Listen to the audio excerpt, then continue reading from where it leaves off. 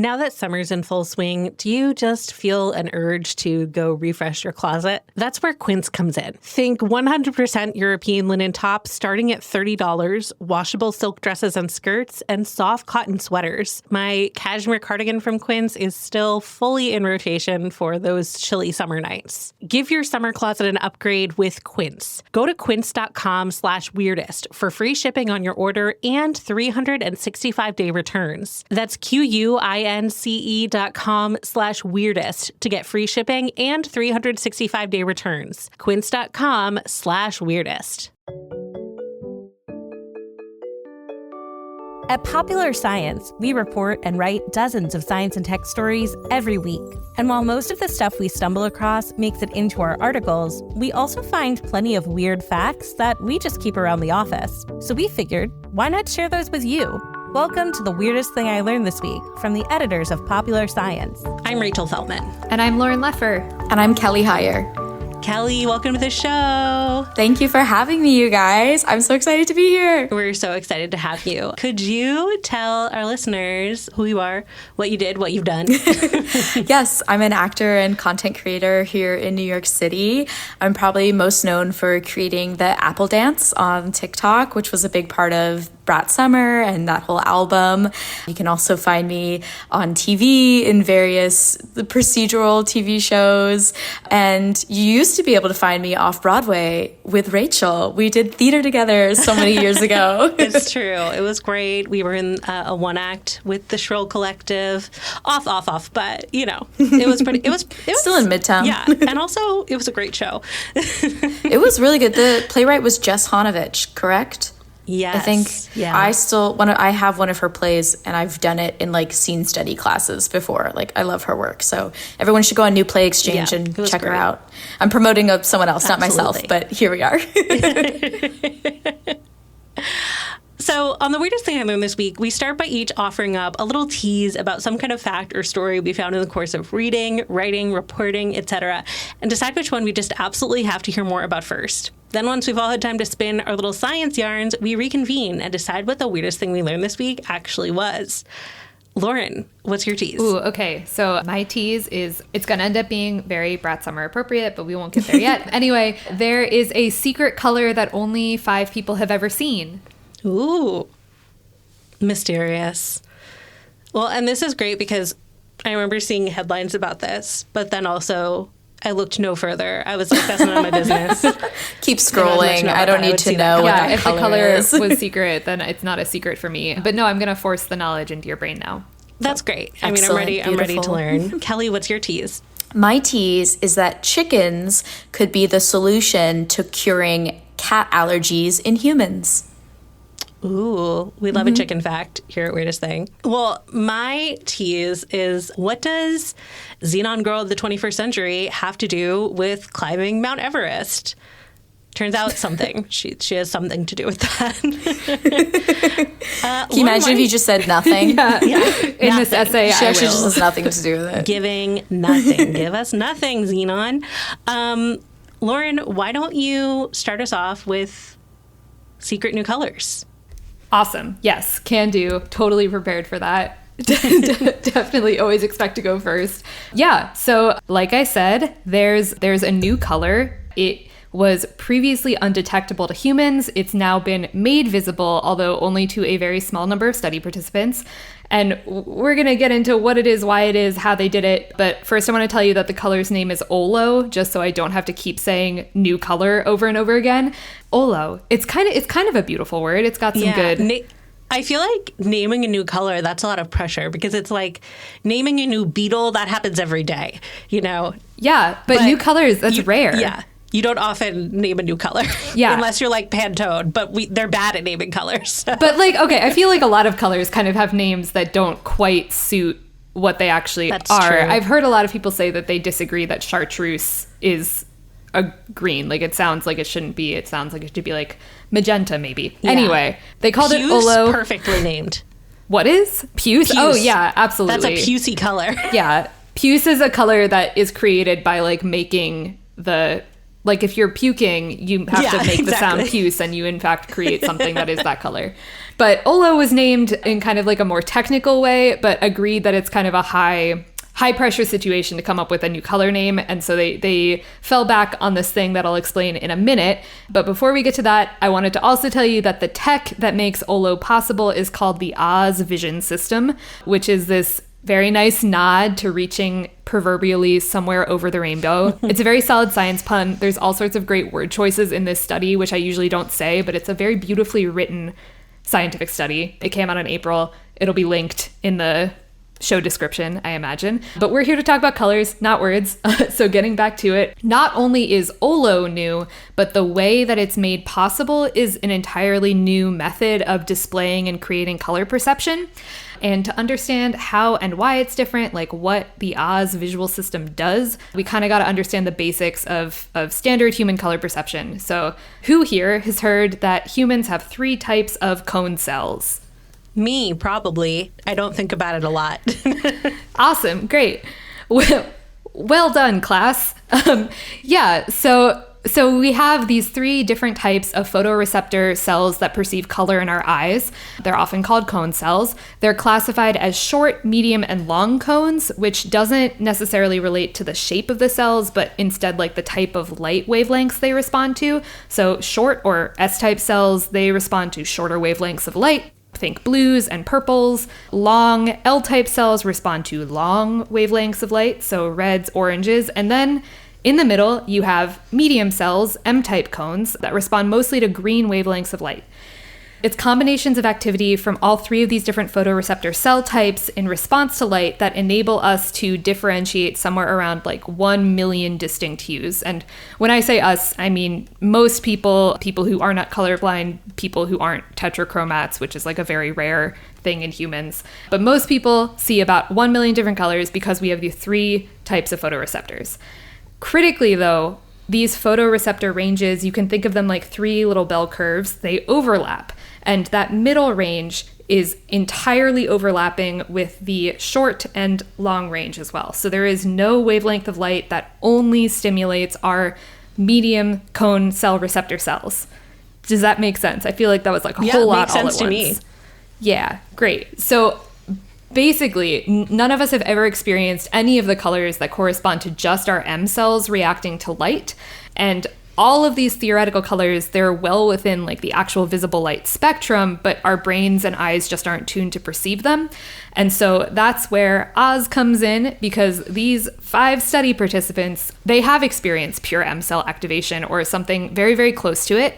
That's because Oz isn't just displaying some light, it's very specifically targeting cone cells with lasers on an individual basis.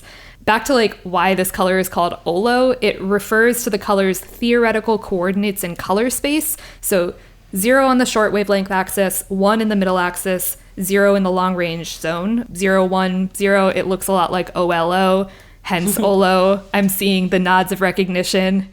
But like we're kind of already getting to this, but a big part of why so few people have seen Olo is that it takes a lot of effort to allow any one person to get a glimpse, because the first step to perceiving it requires having your own unique retina mapped down to the cellular level. Because there's no wavelength of light that is naturally just going to stimulate those M cone cells, you got to start by taking a look at someone's retina and pointing out where every single one of those M cone cells is, categorizing them, labeling them, and then once that's done, you sit very, very still. You bite onto a bar so that your head doesn't move. And that, yeah, it's all very like Crimes of the Future, Cronenberg kind of thinking about, like your eyes are like very open. This pre-programmed machine shoots, it is an eye-safe laser, but it shoots a laser in a very rapid zigzag pattern, and it only activates when it kind of crosses over where those M cells are from your retinal map. And it has to do all of this other wild technical stuff at the same time. It has to correct for like the very minute movements that we can't control, even like cellular motion that happens in our eyes. It's kind of bonkers technology. Like they have these maps, they have these lasers that can target one cell at a time. They have these computer systems that can correct for like the teeniest, tiniest motion in real time. A neuroscientist, Jay Knights, who was not part of the study, kept calling it a, quote, technological tour de force when I talked with him. He was like so jazzed on it. But to kind of just summarize here, normally when we see color, it's certain wavelengths of light bouncing off an object, or it's a screen displaying pixels of light combining into perceivable shades. But Oz doesn't do any of that. It literally just shoots a laser at individual cells in your eye to make those cells activate so that our brains perceive a color. And theoretically, it can show us all sorts of different colors with just a single wavelength of laser light, because it doesn't matter what the wavelength is, it just matters what combination of cells are being targeted. So that's how they do it. But I'm kind of, back to what we talked about in the beginning. What does Olo sound like it might look like? The question everyone is wondering, I'm sure, is like, what does it look like? And obviously, and unfortunately, I've not mapped out each one of your retinas, and I'm not sitting in a lab in UC Berkeley, so I can't show you Olo, but I can tell you how all of the study participants described it. Uniformly, they said it was an incredibly unnaturally intense green. So I just want to say, very Brat Summer Part 2 appropriate. Yeah, so it's very, very, very green, although just it seems to be closer to kind of like a teal than a chartreuse. Some of the participants described it as a very saturated blue-green color, so kind of imagine like teal or aqua plus, plus, plus, plus, plus. Ren Eng, a computer scientist at Berkeley and one of the study authors, he was actually among the participants. They included some of the researchers in the group that had their retinas scanned. And he told me, quote, it's very nameable, it's very perceivable, but it's just beyond any natural color. He kind of compared the experience of Olo to the first time he saw a green laser pointer. And, if you've ever seen a laser pointer, in that moment, you kind of think, wow, that's a really green, or that's a really red. And he said Olo is just kind of the first and only thing he's ever seen that trumped that experience of looking at a laser point of light. And the researchers gave the test subjects all sorts of kind of verification tests to double check that what they were seeing was really new. And one of them, which was probably the most important, was asking them to color match Olo to a different green in the normal human repertoire. So they chose a teal color that is like well within what humans can normally see. And they were like, here's this color, here's Olo. How would you make Olo look like this color? And they gave them a little dial to kind of control light additions. And all of the participants, they added a ton of white light to Olo to kind of wash it out and make it look more like something that is normally visible. And so if all of this sounds like a huge amount of work for a limited payoff, just like building this intensely technical machine and programming computers and like developing artificial intelligence software to track eye movement, that's because the point of this machine and research isn't just to give us a single cool new color. It's kind of to have a whole different way of studying and understanding color perception. So Ing and his colleagues, they've already started trying to use this method to temporarily reverse human color blindness, to understand better like how human perception is limited by the cones in our eyes. So in human color blindness, generally the issue is that instead of having 3 active cell cone types, people only have 2. So they can see some colors, but not the entire expanded million color repertoire that most people can see. And if you have Oz, then in theory, you can make a artificial third cone type just by activating cells in a specific pattern. You can use this laser and say, like, we're separating out this subset, we're going to treat them like the type of cone cell you're missing, and then you can potentially get people to see in the full visual spectrum. This would obviously not be like a full-time 100% cure to color blindness, because you would have to be hooked up to this very restrictive machine that's the size of an entire lab to see it, but would still be really cool. And just like going back in time in science, side note, in 2009, Jay Neitz, who I quoted earlier, and a bunch of other neuroscientists, they used gene therapy to try and cure color blindness in monkeys. And so they introduced cells into the eye that could act as kind of a third color receptor. And it seemed to work, but they ran up against this problem after the study was published where people really questioned, like, how do you know that they were seeing a new color? The monkeys cannot tell you what it is that they're seeing. With Oz and with Olo and human subjects, like, we could use similar techniques to activate or simulate the concept of additional photoreceptors, and we could ask people, like, please tell us what you're seeing. It would answer a lot of questions about visual perception, about neuroscience, and outside of just the research realm, down the line with way more precision and tech improvements, Oz could maybe even enable people to see like millions of more colors than we can currently. I mentioned this idea of tetrachromacy. There's a bunch of animals, so some types of birds, fish, insects, crustaceans. You may have heard of like mantis shrimp. All sorts of animals have more than 3 cone cell types, and so they perceive the world in this like version of Technicolor we can't even imagine. But if Oz is precise enough, then we might actually be able to artificially create additional cone cell types and completely bust open like our world of color possibilities. And if they somehow condense this giant lab-sized machine down into a visual display system that's like portable and scalable, then, maybe we could have like hypercolor visual reality goggles, but that's really far off, hypothetical in the future. Right now, we're still in the like, Oz can show you a small patch of a single color visible for a few seconds at a time stage, because if you blink, it disappears and it has to reset.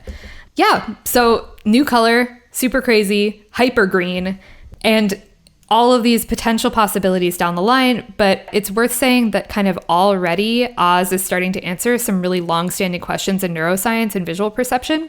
So there's that stereotypical college stoner debate of whether or not the blue I see is the blue you see, kind of that basic, ever-present, unresolved question of how subjective color perception is.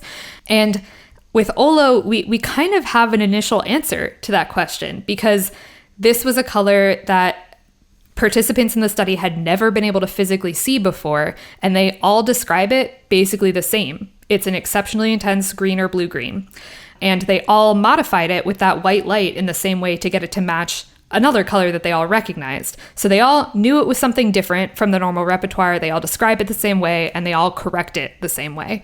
So there is something innate about how we perceive color that does seem to truly be shared across all people, which means if we got to that zone where Oz was showing us like all sorts of new potential colors in the millions and millions of new hues space, then probably we'd all be seeing something pretty similar. I usually have like a cool joke or line to wrap it up, but I just think it's wild. I just think that I would pay a lot of money that I don't have to see Olo.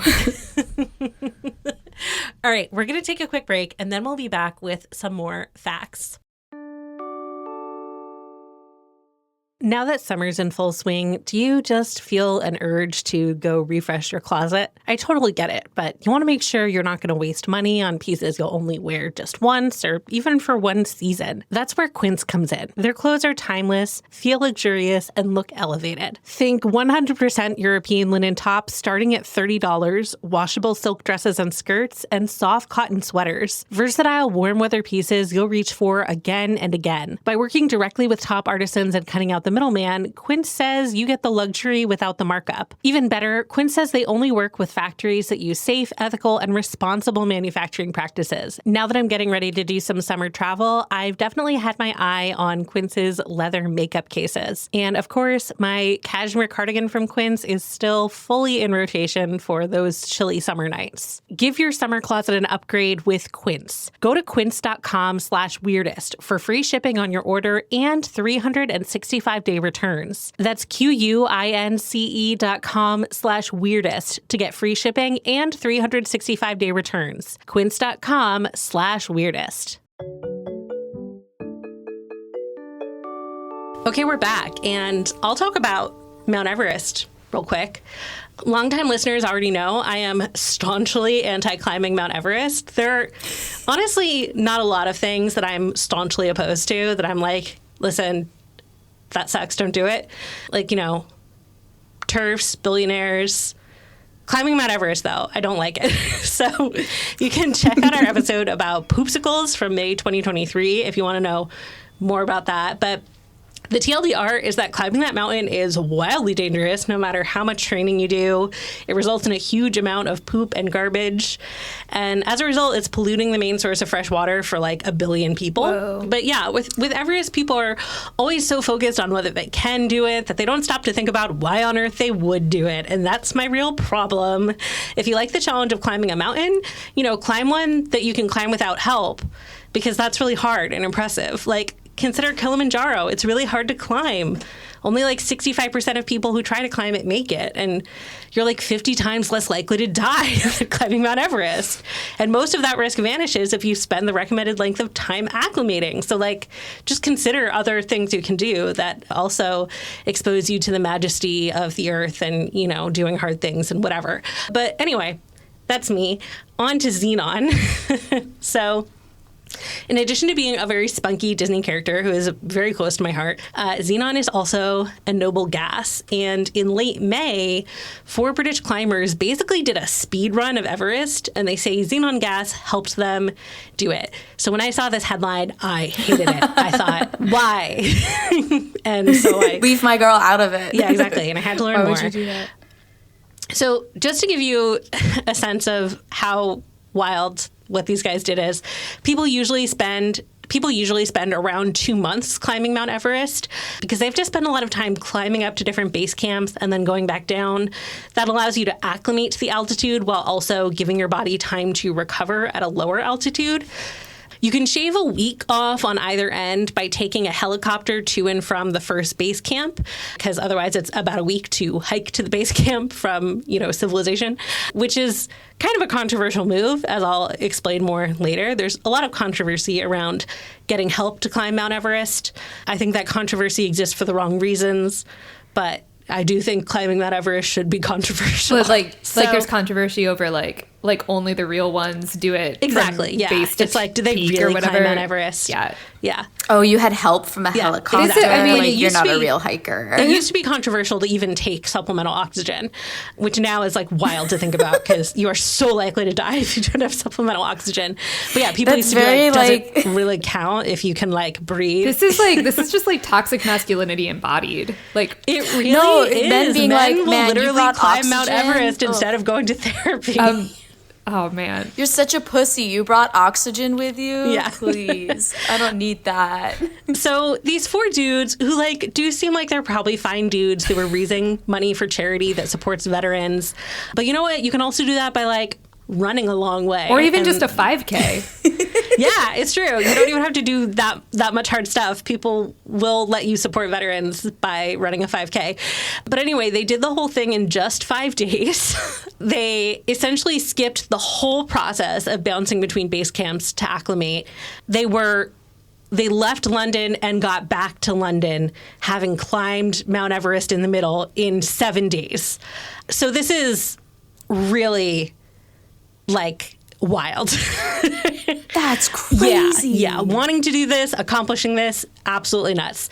And it costs a lot of money. It cost, I think the figure they named was like 170,000 euros. Could they have just directly donated that to the veteran cause? Wow. What an interesting point, Lauren. I guess it depends how much money they raised, but just saying. Yeah, I'm not sure how much they raised, but it was very expensive. And climbing Mount Everest in general is expensive. Like, it's at least tens of thousands of dollars and very quickly gets more expensive the more support you get and the faster you want to do it. But anyway, these guys did it real fast. And you might be wondering how, in addition to why. But there are companies now that offer express trips to the summit. One of them is Furtenbach Adventures, which is involved in this story, and I will get back to that later. They promise a 3-week, they call it a flash trip from home to summit. They do this, first of all, by using a helicopter to skip the trek to base camp. Like I said, that's kind of increasingly common. I wouldn't say that most people do that because it obviously adds expense. And again, people are kind of like, did you really climb Mount Everest then? But a lot of people now, I think, do use a helicopter to skip that first week. Then they also have a much shorter acclimation process. They don't get into details on their website about exactly how long you spend at every base camp or what the sort of back and forth protocol is. But the key is that people use these very specialized hypoxic tents at night for about 2 months before they set out. So these are sealed tents that simulate a low oxygen environment. You see them a lot with athletes who are either going to compete at altitude. I actually know some roller derby players who win championships was in Denver, which was like a wild thing to do because Denver's the mile high city and everybody came there and had to play roller derby at a championship level. So there were people who were training in altitude tents, but the way most normal people do that, if they do it at all, is to like go to some specialized, little gym facility that has a little tent with a bike in it that you can like go on the exercise bike and be in low altitude. A lot of elite athletes have their own, and they'll actually train in them just so that it becomes easier to do their sport and physical activity at low altitude, because training at high altitude or just low oxygen that's meant to simulate high altitude, it gets the body to adapt to having less oxygen. It produces more oxygen carrying red blood cells and hemoglobin. And so once you have more red blood cells and hemoglobin, you're basically getting more bang from your buck in terms of using the oxygen you breathe to power your muscles. So first of all, it helps you train to do stuff at higher altitudes without like passing out, being sick, being miserable. But again, if you're just staying in a low altitude, that training can then kind of give you like a little bit of like superpowers because you're suddenly we got like extra oxygen in your blood. It's very controversial because some people say it's basically doping. Other people's note that it can be used to mask more sort of explicit doping because it's naturally boosting red blood cells. So but anyway, these 4 climbers apparently started sleeping in their low oxygen tents back in January. So that's a lot longer than people usually do for a trip up Everest. Plus, they also exercised in hypoxic conditions as well.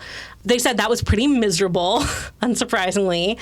They were like, we haven't had any deep sleep since January. You keep waking up short of breath every couple of hours, and it like adds up. You're not sleeping well. Your brain isn't getting enough oxygen. It's like giving yourself sleep apnea. Yeah, I thought of that because I use a CPAP, and my sleep apnea isn't severe. So like even without my CPAP, I'm not like literally choking. But even so, I was like, I wouldn't relish having sleep apnea untreated for several months. Well, it also... And this is way worse. It's so hard to imagine that being sleep deprived for months on end is like how you get your body to peak Everest climbing condition. You might not like it, but this is what peak performance looks like. Yeah, and it's just me like gasping for air in my bed. So it's similar to marathon running where it's like, listen, you can decide this is what you want to do with your body, and that's so valid. But we need to address the fact that this is actively bad for your body. Like, this is not, there is a lot of fitness you can do that is actively good for your body, and this ain't it, man. You're doing this for other reasons. So, yeah. Furtenbach, whose company I mentioned earlier, he actually approached these guys about the idea of also using xenon. Like I said, it's a noble gas. It was first discovered in the 1880s. It was used as anesthetic for a while, but I think mostly for cost reasons. That's not really done much anymore. And it has been shown to increase the production of a protein called erythropoietin, EPO is what we call it. And it's produced by the kidneys when your oxygen levels get low. And EPO helps fight off hypoxia by increasing the red blood cells and hemoglobin so your blood can carry more oxygen. And at high altitudes, we increase our EPO through that process I talked about that makes climbing Everest take such a long time, where it's like you go up to a base camp, you go down to a lower base camp, you go up to the higher base camp. So when you're training to be at a higher altitude, what you're essentially doing is getting your body to make more EPO. But the end game you want is your blood has more oxygen. There have been like some small studies and a lot of anecdotal observations from people like Furtenbach saying that xenon can, sort of supercharge you during the Everest climb, and especially at really high altitudes like the death zone, which is the part of the Everest summit climb where it's like just walking and staying alive is hard. And yeah, the idea behind those small studies and observations is that it's increasing your EPO.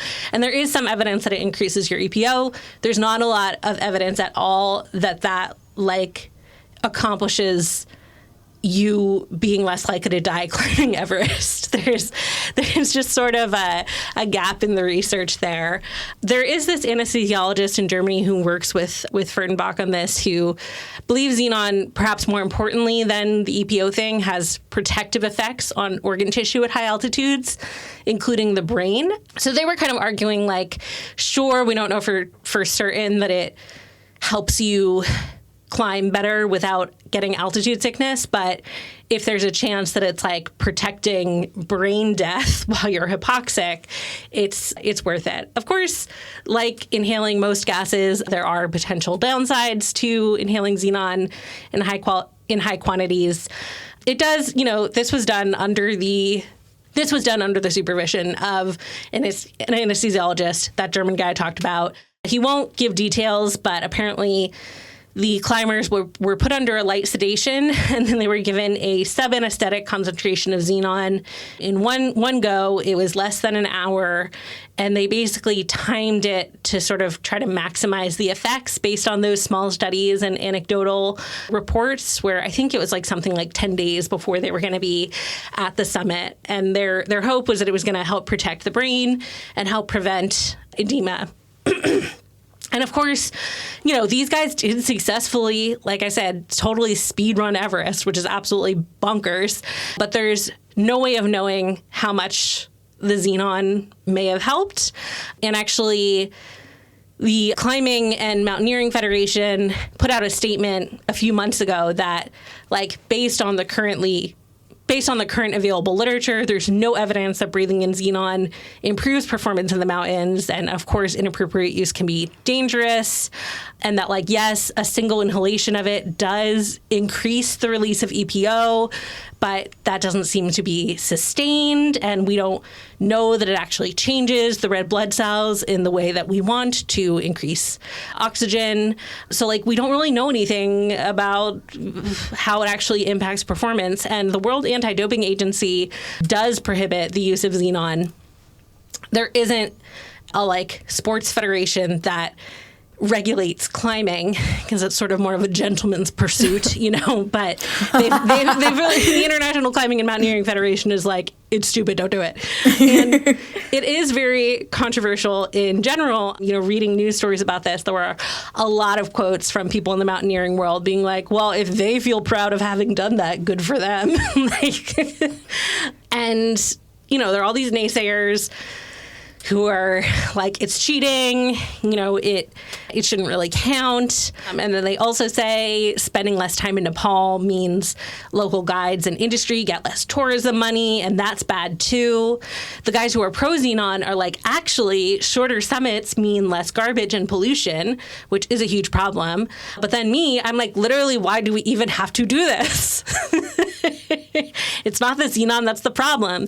But I do, reading this, I did worry that, sort of the last thing we need is for companies to be able to bolster their marketing claims about, like, making climbing Everest easier and faster, because it's already hugely popular and, like, too many people are doing it, and it's not good for the mountain in the area.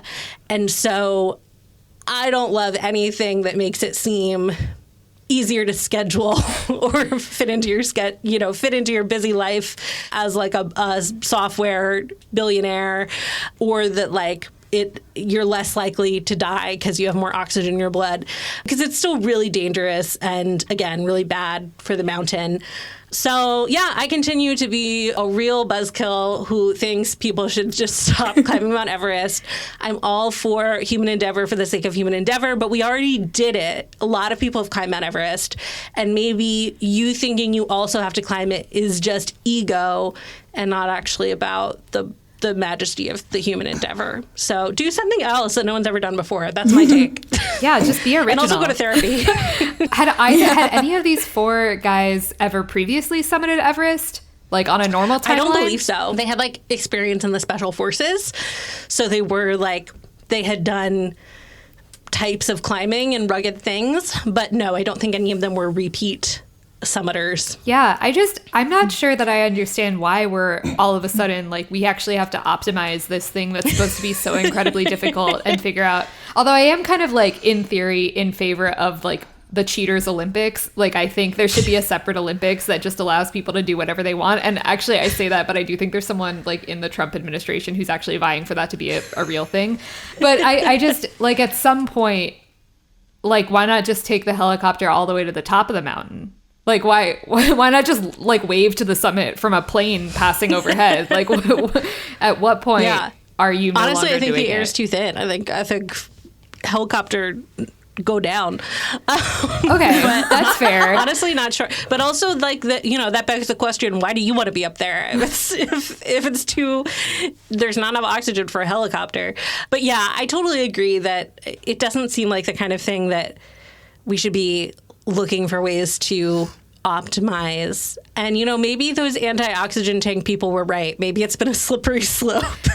But I mean, I think it's that's like a good one. Slippery slope. Exactly what you were saying earlier. It's definitely like a masculinity thing, like men when they have a beautiful family and money in the bank. I'm going to speed run Mount Everest. Like, what is that? Yeah. I don't know if you guys are also on cave diver critique Oh my gosh. TikTok. Cave diving. Very niche. But people are just talking about how it's climbing like Mount Everest. Yeah, it's like a very selfish activity that predominantly men do to sort of say that they've achieved these like great human feats of strength or endurance or whatever. But in reality, they're kind of just being stupid and selfish. Yeah. So I did dunk on the Everest climbers, but I was like a really big caver in college, and I have made some like uniquely silly decisions in caves involving water. So I can't dunk on the cave divers too hard, but at least in those instances, what was your motivation? To like be perceived as cool, I think. I'm gonna be nicer to myself, my like younger self, and say that caving is like really incredible. You get to see a whole new part of the world that you never see otherwise. Like subsurface is Totally. neat. There are all sorts of like fossils down there. You can like in a lot of cases I had friends who were mapping who were like literally going places that no human had ever gone before. There are ethical questions about whether or not that's a good idea with white nose and stuff, but they were all very careful. But why was I doing it personally? I think surface level, yes, it was very cool, but also I had a lot of friends doing it, and peer pressure is like a very real thing, and I wanted everyone to like me. I'm like very vulnerable on mic all of a sudden. And I guess I'm not like a 45-year-old man with a family, so. Yes, exactly. I've been underground once. It was like on a family trip, like to some cave. And this was, I don't know, maybe I was 10, which was during my peak natural disaster fear age obsession, like I was always on that hurricane watch, tsunami watch, earthquake. I was just like, wow, I think I like learned about death, and was like, wow, I could die at any moment. But the tour guide is taking us under, and he points to a corner and he's like, that's extra oxygen and safety supplies in case there's a cave in. And my little brain went, nope, immediately no, we do not want to be underground. Shut this down now. We're not going underground ever again. Love being on the surface. Both really valid. And I think there's a big difference between being a caver who occasionally engages with water in caves and like being a thrill chasing cave diver. Yeah. I have squeezed through like passages. I don't want to know that, Lauren. Yeah, no, it's okay. We're good. I'll keep it to myself. I'm so happy for you, but I don't want to know that. I've been places no human should go, Rachel. And I love that for you. And I will say one more time that these guys were veterans raising money for charity, like really seem like as far as dudes who have the opportunity to climb Everest go, like probably pretty good dudes. So no shade to them specifically, except that why are we doing this? Just in a general sense. And we live in a society, and I understand what circumstances made them want to do this, but I just feel like maybe we should stop wanting to do this. Yeah. To bring together your 2 points about pollution and risk, like a lot of the pollution people are climbing over on Everest is like just literally bodies, right? Like, yeah, there are a lot of bodies, including ones that it's like, to some extent, if you die on Everest, you're very you are in a very lucky subset of people if someone clocks that you died and where they're not going to bring your body back down. That is not something that is like feasible to use resources on, especially given how dangerous the areas where people tend to die are. And yeah, a lot of the bodies that are there, it's like they're sometimes people guess who they are. It's all very macabre to me. On the episode where I talked more about the just sort of pollution issues on Mount Everest, a lot of it was me being like, and everyone's just fine with all the bodies.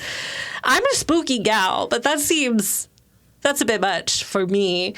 People use them as like landmarks. Rachel, can I ask, earlier when you started this segment, you said you talked about a poopsicle on Mount Everest. Yeah. Is that in reference to a guy who like freed himself from ice with frozen poop? Is that what you're talking about? No, but we have talked like about the poop knife. We've talked about poop knives on here before. Because I saw a drag show that was Poop Knife Guy. Like that was like a drag of him. Oh, okay, but he wasn't. You said poopsicle. The performer. No, he wasn't. No. It was like this drag queen, and before she went on, she had the host like read the history of Poop Knife Guy and like the controversy around him, and then did a full drag show and fully pulled a tinfoil poop knife thing out of her butt. Incredible. And did a whole number. And so you said poop knife, and I was just like, poopsicle. And I was like, hang on, did we see the same thing? Did I see this I wish. in drag and you saw the study? What was the song? What was the song that went with that performance? I wish I could remember, and it's like killing me that I can't. It was, I think, the Halloween show. Shout out to Switch and Play in Gowanus in New York City. If you're in the area, you should go. They do a show once a month. But I do remember the same show. There was a lot of like Nosferatu drag and blood and guts and horror, as well as poop knife, I guess, which is also pretty horrifying, incredible. One could say. See, that's a thing you can decide to do that no one's ever done before and is hard. And no one's going to die, and you're not going to pollute a billion people's water That's supply. Right. That's my Everest. That's my Everest. The best, like, quintessential weird New York, it wasn't a drag show, it was a burlesque show with a lot of drag, that I ever went to was a Homestar Runner themed burlesque show. Oh, that's niche. Which was incredible across the board. But the one that really stuck with me was somebody as Strong Sad did a strip to Brick by Ben Folds. I Strong Bad? Strong Sad. Strong Sad. Oh. Strong Bad was also there. Okay, got it. And the King of Town. And the Poopsmith. Man, anyway, it was a really great show. If I am forever, that was a highlight of living in New York for me. That's what it's all about, baby. That's why we pay these rents. All right, we're going to take one more quick break and then be back with one more fact.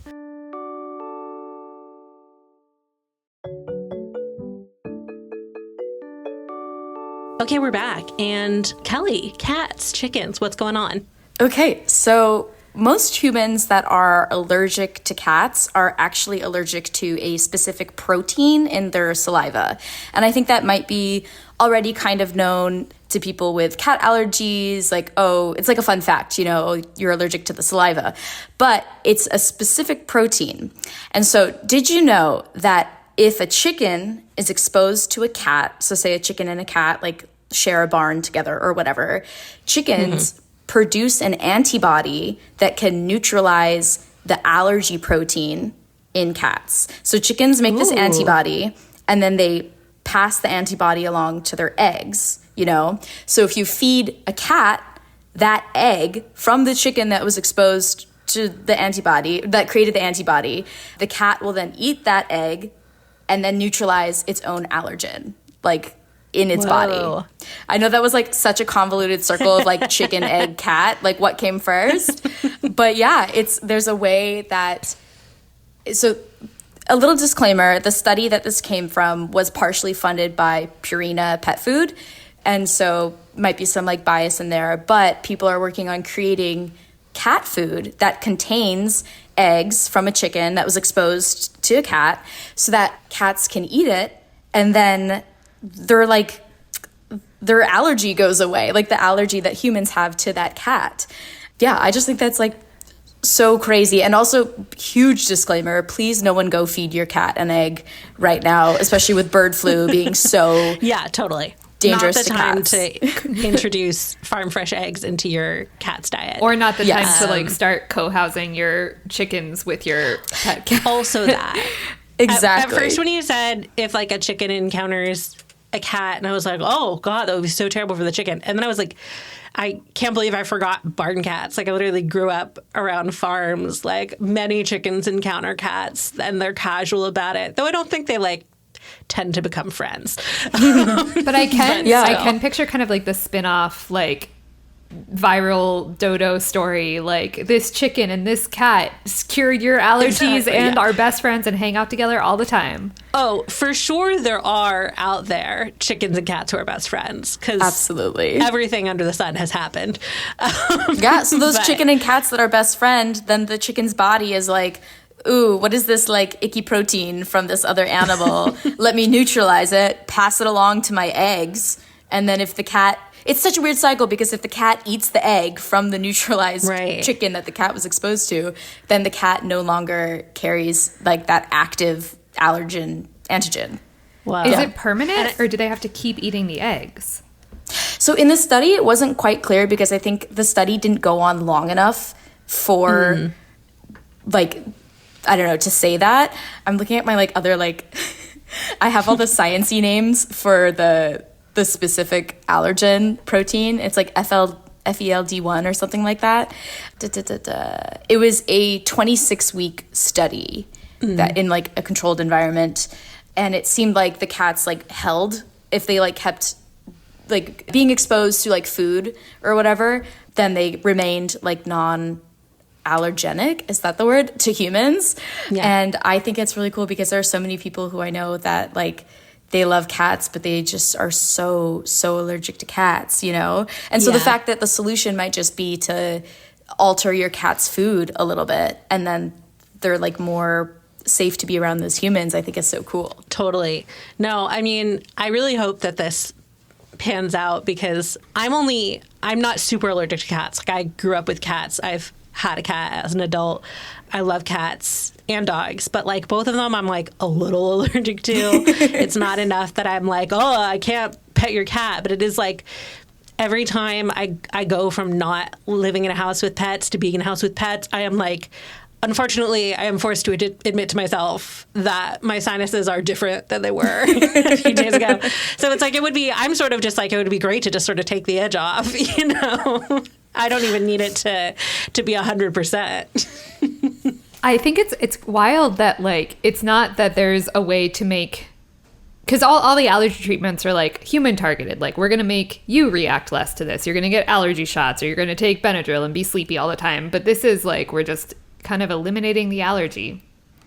Yeah, I guess Yeah. it's like, you know, the saliva's coming out of the cat. So like let's neutralize it at the source of the saliva, which is the cat itself. Yeah. Well, I feel like it's only a matter of time before there are very expensive like CRISPR cats where it's like they've snipped out the protein that makes them allergenic. Aren't there already like hypoallergenic cats? There are hypoallergenic cats and dogs, and my understanding is that mostly that's fake. Like there is some extent to which you can breed them to make like less dander, etc. But a lot of breeds that are billed as hypoallergenic, it's like if someone has a really bad allergy, they're still gonna be allergic to that dog. But, Yeah, especially if the it's allergy possible that's is the advanced. saliva. Yeah. If the allergy Yeah, is the yeah. saliva, then it's like, well, how are you gonna breed out saliva from these cats and dogs? Perfect solution, hairless cat. I know somebody with a hairless cat, and you know it's creepy cute, but it's still cute. Like that little skin baby. Is the thing okay? Is the thing with hairless cats though? If the allergen's in the saliva, is it just that they don't groom as much, so they're not like licking themselves and getting the dander all over the place? That's such a good point because as I was saying it, I was like, but it's not in the dander. But I think probably it's that they don't like them. What is dander? Do we know? Do we know what dander? You know, like is? dandruff, like of course, like watch me like say this like I know it, and then someone's listening is like, that's wrong. No, but I do think that's true. But it's Dander. like skin flaky or like skin stuff. Yeah, dander is dead skin cells. Okay, but that is dander. You're right. Dander is dead skin cells shed by animals. But that's not what causes the allergy. It's the saliva. Not all the time. So there are some people who are like actually allergic to like the dander, but more often humans are like allergic to cat fur because that cat fur has been like licked a million times by the cat with this like specific protein in it. So and I do think this is hairless cat owners, please correct me. I am humbly proffering this information that may be incorrect, but I do think that the person I know with a hairless cat bathes the cat. I think they don't. I think they don't have the instinct to do so much licking when they don't have fur. So that's what I was going to say. All the time. Yes, as a big cat they need fan, sweaters and hats. Yeah, I almost got a hairless cat. I'm really happy. I adopted my second cat, Tiny, and I love her. But my first cat, Mooncake, is very fluffy, and so I thought it would just be really funny to have like hairful cat, like all hair cat and no hair cat. But hairless cats, like basically because there's no hair to catch the oils that their skin makes, you have to bathe them so regularly, and you also have to slather them in coconut oil because they can also get like dry because there's nothing catching the oils. Oh, no. They're pretty like, in my opinion, I love hairless cats. I love all cats. They're a little icky because they're like dirty and like they're dusty. Very like delicate babies. They gotta be oiled up. Oh my God, it's like humans are always creating like the versions of animals, like just animals born to suffer. Like pugs can't breathe, hairless cats can't like retain their skin moisture. I don't think that's right. I think similarly to Everest, we should ask not just how, but why. Why? for why? To what end? Yeah. Well, hopefully, this allergen food stuff makes some headway, and we can start making fluffy boys hypoallergenic. Exactly. And of course, like, maybe this is just the times we're living in, but I'm like, it would be really cool if the food could be like available and accessible and cheap. But watch them charge an extra like $50 to put like crushed up chicken egg, exactly. But potentially some very cool advancements being made in the allergy space. What happens if a person eats the egg? Does it do anything? So I was trying to look up that as well. And I also got this study and this study and this fact from my sister who's getting a PhD. Shout out to Miley. Love her. Genius of the family. Soon to be doctor. And I was asking that too because I wasn't seeing it in the study. And she, in her scientific opinion, she thinks it's unlikely that it would go like that the circle would work that way. But the study did not feed exposed chicken eggs to humans, and I think it has to do specifically with like the antibodies between the chicken and cat. Very cool. Neat. It's so wild that you can like expose proteins to other proteins and it like changes how they form. So right? Like prion diseases are just like proteins that make other proteins start folding wrong, and this is, I guess, maybe like a positive version of that. Totally. Yeah. Cool. You guys, this was so much longer and so much thorough studies, and I was just like, oh no, this was great. Chicken, cat, egg. No, this was great. What a great episode. Kelley, thank you so much for coming on to join us. Would you remind our listeners where they can find you?